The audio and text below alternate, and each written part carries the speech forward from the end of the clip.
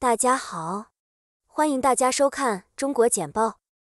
我们为您带来全球媒体关于中国时政、经济和社会的最新内容以及独家分析。我们可信、专业、多角度的中国报道，为世界精英提供判断、决策参考。中国简报使用多种语言发行，包括文字、视频、播客、书刊多种形式。同时，我们也在6度世界进行全天候播放。欢迎阅读本期中国简报。今天是2023年4月4日，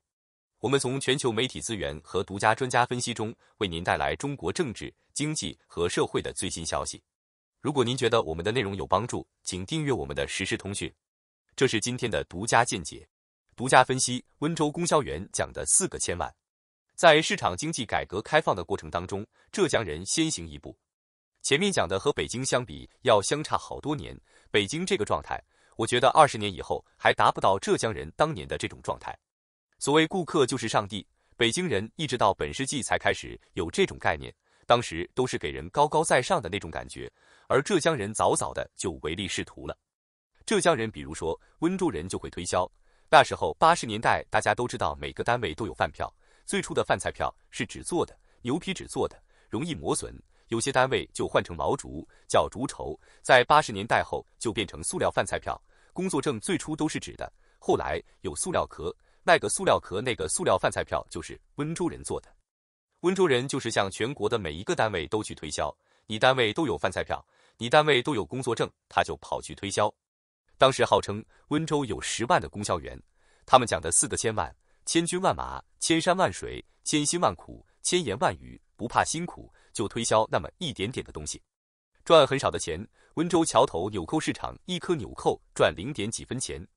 当年很多地方都还在计划经济还没转过来，浙江已经在跑出去了。当然这个东西也是它是有历史的，义乌经济非常厉害，外贸出口义乌跟深圳可以相媲美，义乌一个县级市出口的商品价值许多省都达不到，义乌怎么起来的？它就是个鸡毛换糖。过去年代鸡毛、牙膏壳、甲鱼壳都可以换糖，就是义乌人挑个货郎蛋收购，在全国走街串巷，在50年代、60年代、70年代一直没断。鸡毛给你换糖，也可以换点针头线脑，小商品就是以这个小商品作为启动，最后搞成了一个大市场，搞成了一个世界性的市场。金华市的永康，李强当过书记，小五金是全世界最牛，什么工具？各种各样的老虎钳，包括电动工具，永康都有。永康的五金有传统，因为几十年前磨剪刀的都是永康的。红灯既有个地下工作者以磨剪刀做掩护，估计就是永康人。他们从磨剪刀到小五金，到五金工具，各种金属制品。永康人在电视上看见大领导喝茶，一开始是茶杯，后来有的用瓶子，喝了雀巢咖啡，完了以后瓶子拿来喝茶，很时髦。再后来流行不锈钢的保温杯，永康人一看这是个机会，他就做不锈钢杯子。刚刚做出来的时候可以卖100-200块钱一只，后来就做到10块钱一只。很多产品，五金产品，他一做就是底价，按照西方人讲这是低价倾销，按照东方人讲让利给消费者。又比如眼镜，大街上都有各种各样的眼镜店，眼镜是暴利，但是你去问一问眼镜店的老板，10有8九是浙江黄岩人，这个行业就是被浙江黄岩人给垄断，很强势的。浙江就是一个地域特色产业集群。不好的当然也有，青田偷渡到欧洲，温州沿海当年也有走私的，搞歪门邪道的，假皮带、纸皮鞋。浙江人，浙江经济系列之8。本文作者野风，浙江研究学者。中国房地产市场空间大但买家不足。华尔街日报。中国的房地产市场正面临未售出公寓严重供过于求的问题，相当于约400万套住房。与北京和上海等大市场相比，需求较弱的小城市供过于求最为严重。一个3线城市需要将近6年的时间来消化其未售出的房屋存量，而上海需要7个月，北京需要近2年的时间。吸收过剩住房供应的需要，可能意味着长期低迷的新房建设，使中国失去其最大的增长动力和就业创造者之一。在原则上收到邀请后， Albanese 可能会在9月、10月访问中国。南华早报。据消息人士透露，据报道，中国官员已原则上邀请澳大利亚总理安东尼·艾伯年访问中国，并邀请澳大利亚贸易部长唐·法雷尔访问中国。这些旅行将标志着两国之间紧张关系的积极发展。这种关系始于2020年，当时时任总理斯科特·莫里森呼吁对 COVID-19 的起源进行调查。从那以后，中国对一系列澳大利亚产品的进口实施了官方和非官方的禁令和限制。Albanese 的访问预计将在9月、10月左右进行，届时将纪念 Gough Whitlam 访华50周年。观点：毕竟美国盟友支持中国芯片技术控制。日经亚洲，去年10月，美国对中国的芯片和数据中心行业实施了重大的新出口管制。许多人警告称，此举可能会促使美国走向技术自力更生，从而削弱美国在芯片制造和设计行业的主导地位。美国官员以国家安全为由为此举辩护，强调了对中国实体参与全球半导体供应链的担忧。然而，批评人士认为，此举是出于地缘政治考虑，尤其是美中贸易紧张局势。然而，美国的管制并没有阻止中国对国内芯片生产进行大量投资，并宣布计划在2030年之前投入近2万亿美元，以实现该行业的自给自足。最近的计算机芯片短缺尤其凸显了中国战略的好处，由于全球供应链一直在努力跟上需求，这导致一些美国决策者主张加大对国内生产设施的投资，以避免对该国基础设施造成国家安全威胁。中国对澳大利亚对其公司的审查表示担忧。路透社，中国商务部副部长王受文周一在北京会见了澳大利亚负责外交和贸易的副秘书长，并呼吁为中国企业提供公平、开放和非歧视的商业环境。此次会谈正值两国寻求升温贸易关系之际，中国在年初取消了对澳大利亚煤炭出口的部分限制。尽管如此，澳大利亚葡萄酒、大麦、牛肉、海鲜和木材出口方面的紧张局势依然存在。澳大利亚决定在所有联邦政府拥有的设备上禁止中国字节跳动旗下的社交媒体平台 TikTok， 这只会增加两国之间的外交复杂性，而此时两国需要加强沟通与协调，解决疑虑。台湾在众议院议长会议前拒绝来自中国的压力。美联社，台湾总统蔡英文因在洛杉矶会见美国众议院议长凯文·麦卡锡而面临来自中国大陆的报复威胁。尽管台湾认为国际支持的访问和展示对其对外关系很重要，但由于中国将台湾视为其领土，任何联系都可能威胁到其主权。此行是在洪都拉斯上周决定与台湾断绝关系之后，可能支持一家中国公司建造的价值3亿美元的水电大坝项目。中国在这个问题上对台湾的敌意近年来有所增加，在最近一轮的军事演习中，人民解放军向台湾派出了20架战机和3艘军舰。鉴于对中国战略地位的担忧与日俱增，美国立法者更频繁地访问台湾，而中国则一直在投入资金孤立台湾。印度拒绝中国重新命名有争议地点的提议。英国广播公司，印度拒绝了中国对东北部阿鲁纳恰尔邦地区重新命名的企图。印度外交部发言人阿林达姆·巴奇在回应有关北京已对喜马拉雅边界沿线的11个地方重新命名的报道时说，阿鲁纳恰尔邦是印度不可或缺的一部分。尝试分配虚构的名称不会改变这一现实。中国称阿鲁纳恰尔邦为西藏南部，并声称对整个邦拥有主权。该地区沿约3440公里的实际控制线划界不当，由于河流、湖泊和积雪的存在，实际控制线可能会发生变化。2017年，中国寻求对阿鲁纳恰尔邦的6个区进行更名，并于去年12月公布了第2份包含15个更名地区的名单。印度拒绝了这2种尝试。中国艺术市场因病毒遏制而暴跌，财富下降。报告。日经亚洲，由于 COVID-19 的限制和经济放缓，去年中国的艺术市场下降了14%。中国和香港的艺术品销售额总计112亿美元，这是自2009年以来的最低水平。除了2020年的销售额为100亿美元。中国称无人驾驶飞艇飞越美国是孤立的意外事件。路透社，中国坚称最近一架无人驾驶民用飞艇飞越美国领土的事件是意外和孤立的事件，并拒绝对此事进行歪曲和炒作。中国外交部发言人呼吁维护有关国家和地区的安全，促进整个国际社会的安全与发展。美国和中国都没有暗示这架无人机用于间谍活动。然而，天桥引起了美国官员对气球异常能力的担忧。据信气球是为监测自然灾害而制造的。据认为，气球可能经过改造，使其能够执行其他监视任务，例如跟踪潜艇。沙特阿拉伯如何远离美国并投入中国的怀抱？英国电讯报。根据这篇专栏文章，沙特阿拉伯正在建立新的安全伙伴关系，以确保提供更可靠的保护，不受总统政府不断变化的优先事项的影响。当美国将目光投向别处以对抗中国在亚太地区的经济和军事影响力时，中国在海湾地区发现了一个机会。中国促成了伊朗和沙特阿拉伯恢复外交关系的协议，这在华盛顿引起了恐慌。沙特阿拉伯宣布与中国领导的安全集团上海合作组织合作。自从中国成为沙特石油的最大进口国以来，利雅得与北京的关系不断加深，反映出石油出口市场正在发生变化。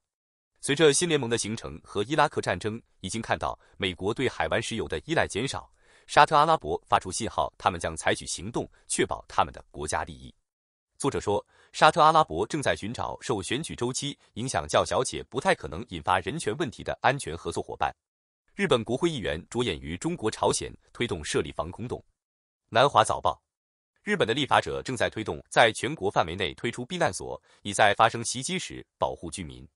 虽然民防计划已经到位，但重点正在转向建设基础设施，以在朝鲜或中国发动袭击时保护人民。日本主要城市的地铁将作为民防地点，但该国许多房屋没有地下室，这可能使那些不居住在主要大都市地区的人得不到保护。此外，绝大多数现有的疏散中心并不位于地下。现有设施升级的第一阶段将是加强它们，并为它们配备相关的应急物资。目前，战略不是建立指定的独立防御中心。马克龙前往中国就乌克兰和贸易问题进行微妙的会谈。美联社。法国总统埃马纽埃尔·马克龙将对中国进行为期3天的访问，旨在利用此行警告中国不要向俄罗斯运送武器，并鼓励该国支持和平倡议。他还将专注于寻求中国更多的参与全球气候讨论，并与中国当局一起解决人权问题。此外，马克龙将处理贸易谈判，以促进欧洲团结，尤其是在经济问题上。他将由50多位首席执行官组成的代表团陪同，其中包括法国电力公司、阿尔斯通和空中客车公司的首席执行官。工会还将举行自1月份以来的第11轮全国性示威游行。中国反击美国芯片制造商，即使他发出开放信号。纽约时报。中国当局正在就其在该国销售的产品对美光科技进行调查。专家认为，这是中国迄今与华盛顿削减其先进芯片获取活动相关的最重大行动。北京的网络安全监管机构表示，审查旨在维护信息基础设施供应链的安全，并且已被政府设置为正常监管措施。然而，这一行动标志着中国推动技术自给自足对美光造成了附带损害。这是美国去年针对美光的一些中国竞争对手对中国半导体行业实施全面限制造成的。美光与中国建立了广泛的关系，在上海设有芯片设计中心，在深圳和北京设有分支机构，在全国拥有约3000名客户服务、销售和工程员工。公司于2006年在西安开设了第一家中国工厂，成为中国科技行业的重要参与者。然而，随着中国提高全球竞争力的计划不断加强，美光已成为美国与中国科技竞争的关键部分，导致美国审查中国和台湾芯片制造商涉嫌窃取美光的商业机密。调查美光的决定违背了中国总理李强在上周经济论坛上的声明，即中国将继续敞开大门。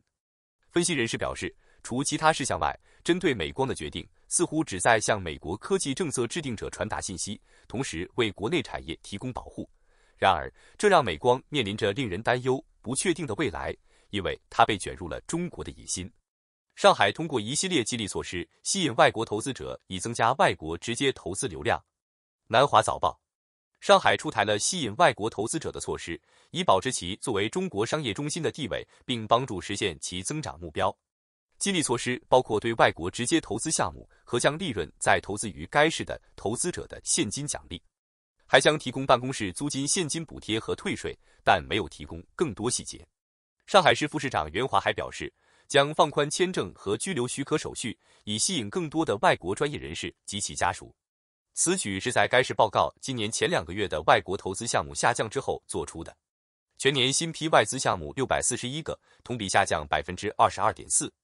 一位地方政府官员承认，宣布的外国直接投资政策可能不足以让外国投资者放心。然而，他们可以帮助恢复跨国公司对这座城市和国家的信心。外国公司占该市 GDP 的 25%，提供了1/5的工作岗位。莱昂纳多·迪卡普里奥在刘特佐案审判中作证。电报：演员莱昂纳多·迪卡普里奥本周在华盛顿特区的一起法庭案件中作为证人出庭。该案件指控嘻哈艺人 Procaslo Pros Michelle 帮助将马来西亚商人刘特佐的资金引入美国政治体系。Michelle 是 The Fugees 组织的一员，据称将刘特佐的钱汇集到当时的总统巴拉克·奥巴马2012年的连任竞选活动中。这些指控涉及有史以来最大的贪污案之一，涉及马来西亚主权财富基金 eMalaysia Development Berhad（EMDB）。刘特佐否认了从该基金窃取数十亿美元的指控。他在逃，并且是该案的共同被告。据美国司法部称，他用超过35亿美元投资了艺术品、房地产和豪华游艇，部分资金用于投资迪卡普里奥主演并联合制作的电影《华尔街之狼》。4月8日，迪卡普里奥在证人席上花了1个小时回答问题。这位演员说，当刘特佐要求他投资《华尔街之狼》时，他得到了我的团队和制片厂的批准，可以接受刘特佐的资金。迪卡普里奥说，据他所知，刘特佐被视为神童，他的资金被认为是可以接受的。迪卡普里奥还解释说，他在2010年的拉斯维加斯派对上认识了刘特佐，并参加了马来西亚人在船上和夜总会举办的派对。刘特佐还向迪卡普里奥的环境基金会捐款。奥库斯表示，随着美国优势的削弱，中国非常有能力创造一个新的未来。南华早报在悉尼举行的年度全球安全峰会上，发言人表示，澳大利亚、美国和英国将不得不在超音速和量子技术方面进行合作，以与中国竞争。澳大利亚国家情报局局长安德鲁·希勒警告说，印太地区的力量平衡正越来越多地从美国及其盟友手中转移，破坏了威慑力。我们看到我们长期存在的技术优势开始受到侵蚀，在某些情况下，这种优势已经消失，他声称。这3个国家将专注于发展高超音速和量子技术。AUKUS 联盟被视为汇集专业知识的机会。澳大利亚领先的量子计算机科学家米歇尔·西蒙斯 （Michelle Simmons） 呼吁创建一个联合任务，以开发能够汇集所有3个国家资源的量子计算机。习近平的中国无法取代美国成为金融超级大国。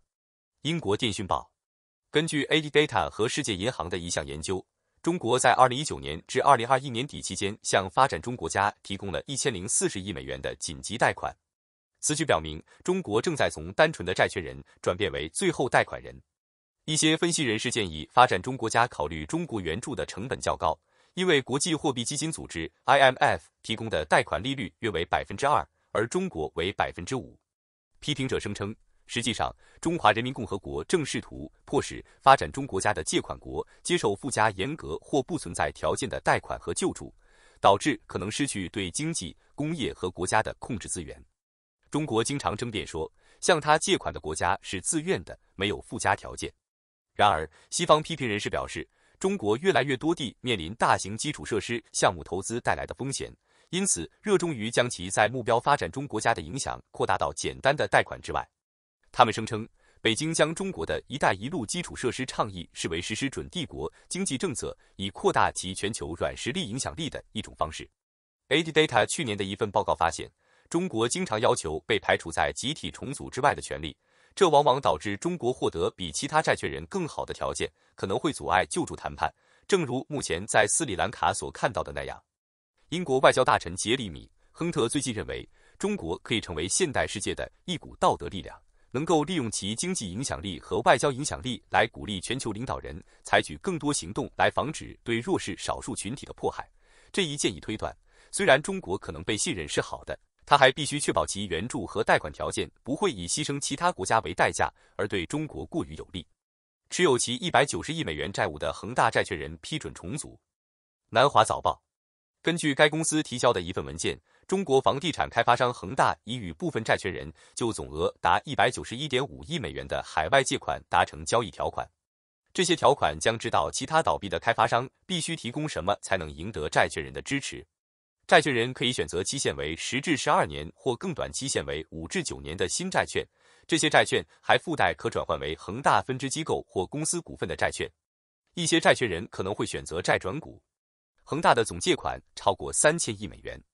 日本将比任何其他国家更快地增加芯片设备支出。彭博社日本正准备增加其芯片设备支出，以在全球半导体市场获得优势，以对抗美国主导的通过限制出口来限制中国技术目标的战略。明年，日本预计晶圆厂设备支出将增加82%，而中国仅为2%。预计在日本的消费总额将超过欧洲和中东市场的消费总和。东京正专注于开发下一代芯片，如太阳能电池板，并希望与美国等国家合作进行联合研究，同时吸引制造设施落户其土地。然而，这一最新举措可能会限制中国获得先进的芯片制造技术，而北京已概述此类限制可能会损害全球供应链的稳定性。中国仅占全球半导体供应链总价值的6%，但其供应链能力正在迅速发展。根据中国外交部长秦刚最近的言论，据说他正在寻求实现芯片的自力更生。中国加强核潜艇巡逻，增加了美国及其盟国的复杂性。日本时报，据五角大楼称，中国首次将至少1艘核弹道导弹潜艇保持在海上。中国军方的评估称，6艘近级弹道导弹潜艇正在从海南岛进入南中国海进行近乎连续的巡逻。这些潜艇现在配备了第3代导弹 JL-3，估计射程超过1万公里，并携带多枚弹头。尽管 AUKUS 协议将使澳大利亚在未来20年内部署其第1艘核动力潜艇，但随着中国加强冷战式部署，中国不断在海上进行的弹道导弹巡逻正在给美国及其盟国的资源带来压力。新的巡逻意味着许多领域的改进，包括后勤、指挥和控制以及武器。无关前潜艇艇员和安全分析人士说，他们还展示了中国如何开始像美国、俄罗斯、英国和法国几十年来那样操作其弹道导弹潜艇。五角大楼的报告指出， JL-3 的估计射程超过1万公里，并携带多枚弹头，首次使中国能够从中国沿海水域到达美国大陆。商汤科技在自己的 ChatGPT 竞争对手 AI 的预期之后飙升。彭博社，中国主要人工智能公司商汤科技股价飙升18%，原因是有传言称其将推出其人工智能模型以与 OpenAI 的 ChatGPT 竞争。商汤科技在确认将举办即将举行的媒体活动后，尚未发布更多细节，这导致分析师预测新产品将与 AI 生成的内容相关。这家总部位于上海的公司正在不断扩大的人工智能领域与各种聊天机器人和软件开发商展开竞争，其中包括谷歌的 Bard、百度的 ErnieBot 和微软的 ChatGPT。商汤科技是中国几大人工智能公司之一，其中包括华为和百度这2家巨头，他们近年来都在人工智能项目上投入了大量资金。马来西亚、中国将讨论亚洲基金以减少对美元的依赖。彭博社，随着世界对美元的主导地位越来越不耐烦，马来西亚总理安瓦尔·易卜拉欣呼吁与中国讨论组建亚洲货币基金组织。安华上周在海南博鳌论坛上提议成立该基金，强调需要减少对国际货币基金组织 IMF 或美元的依赖。据报道，在提议之后，他与习近平主席进行了讨论，习近平主席提到了这个想法，并欢迎对话。该银行已经开始使用令吉和人民币进行贸易谈判。安华在1990年代首次担任财政部长期间提出了亚洲货币基金组织的想法。然而，由于美元被视为非常坚挺，该提议当时并未获得关注。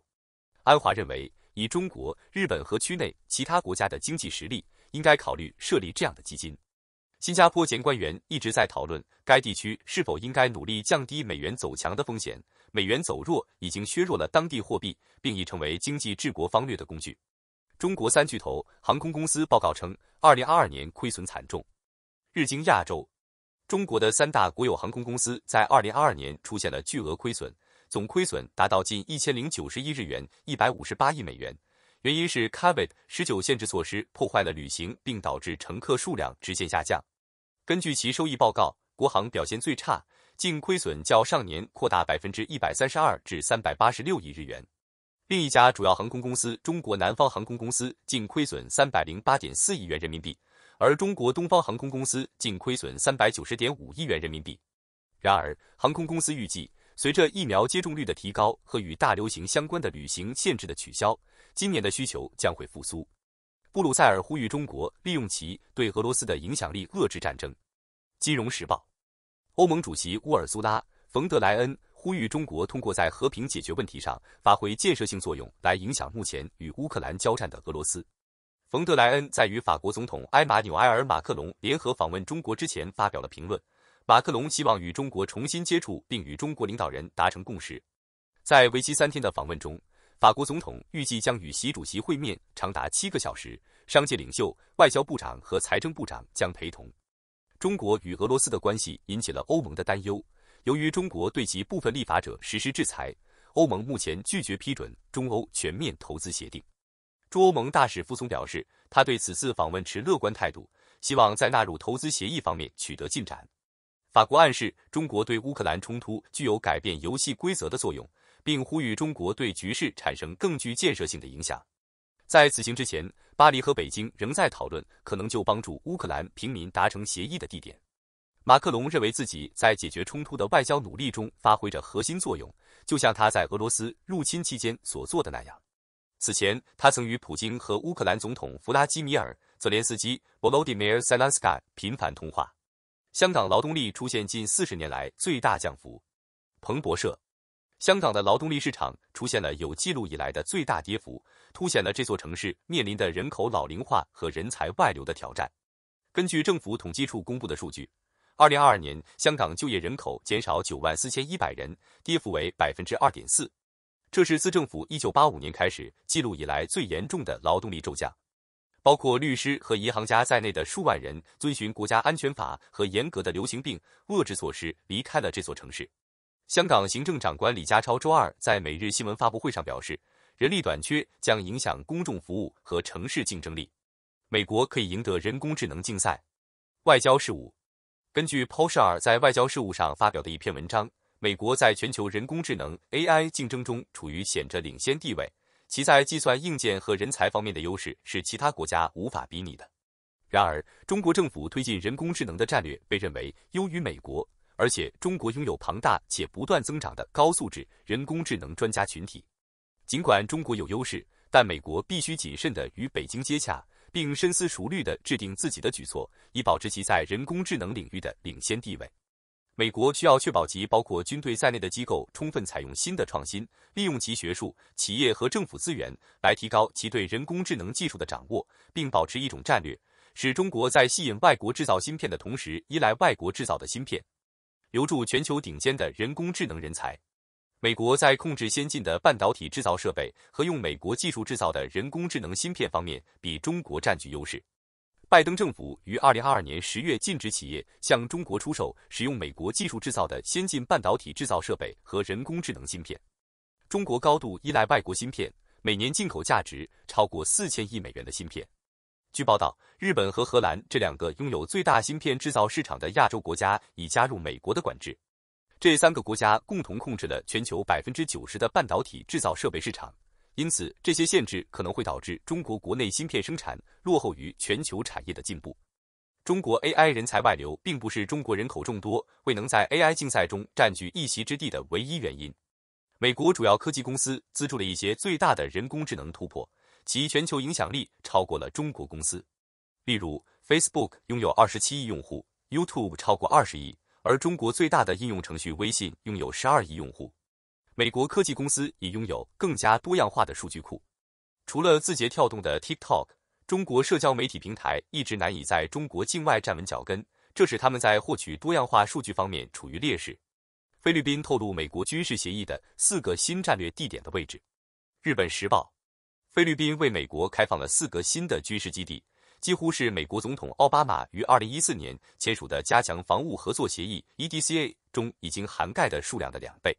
其他地点位于卡加延、巴拉望岛外的巴拉巴克岛劳尔洛机场的卡米洛奥西亚斯海军基地和伊莎贝拉省加姆的梅尔乔德拉克鲁兹营地。卡加延岛和伊莎贝拉岛位于北面，面向台湾，而巴拉望岛靠近南中国海有争议的南沙群岛。中国在这些岛屿上配备了跑道和导弹系统。最初的协议涵盖联合训练设施、设备预制设施以及燃料库、跑道和军用房屋等建筑物。杜特尔特周一证实了这一扩张，称我们联盟的发展促成了这一举措。新任中国大使展示加深朝鲜关系的动力。日经亚洲，中国新任驻朝鲜大使王亚军已抵达该国，两国正寻求对抗美国、日本和韩国之间日益增长的安全合作。尽管自2020年3月以来，由于大流行，朝鲜的边界一直关闭，但王的到来似乎是一个例外，这表明两国关系的强度。美国称中国需要采取强硬措施对抗国家冠军。彭博社，拜登总统领导下负责经济增长和能源的副国务卿何塞·费尔南德斯表示，美国必须对中国采取更有力的经济措施。在上个月的中国年度立法会议上，中国国家主席习近平指责美国试图遏制和打压他的国家。华盛顿已对关键技术实施出口管制，并征收惩罚性关税，以回应其认为北京不公平的经济做法，尤其是在知识产权方面。特朗普政府还试图损害电信巨头华为等中国企业的利益。费尔南德斯表示，国务院鼓励其亚洲盟友参与印太经济伙伴关系，但拜登政府并未承诺达成一项提供更大市场准入的亚太区域贸易协定。悉书习近平的权力和他的执行官全面分析了习近平的权力结构，深入探讨了他对中国共产党、军队和经济的巩固控制，并探索了他实施的系统性变革。该书详细介绍了人事布局中国共产党中央政治局和中央书记处，聚焦26位中国最有权势和最重要职位的人，让读者清楚地了解中国未来高层政治的走向。这本书在亚马逊上以 Kindle 电子书和平装本格式提供，并提供多种语言版本。通过中国简报了解全球与中国相关的最新消息、分析和政策简报。我们的团队汇总、综合和总结来自各种来源的最重要信息，包括媒体、智库、政府机构和行业专家。我们的使命是为您提供易于访问且非常有价值的信息，这些信息是根据您的特定兴趣领域量身定制的。我们了解与中国相关的最新发展的重要性，并旨在让我们的读者能够理解这些信息。访问我们的网站 https://66.world， 加入对话并了解与中国相关的最新消息和发展。